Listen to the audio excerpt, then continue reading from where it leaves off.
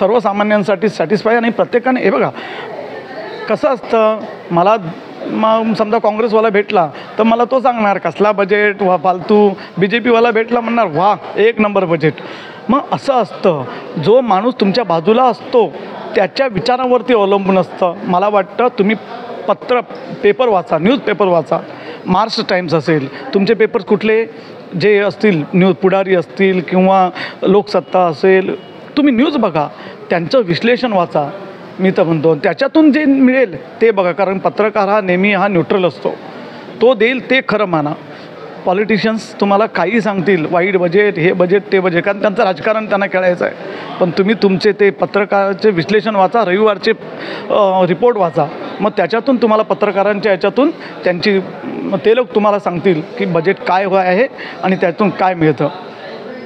तुम्ही असं तुमचं त्याच्यातून हे करा आणि मग तुमचे विचार ठरवा, असं माझं मत आहे.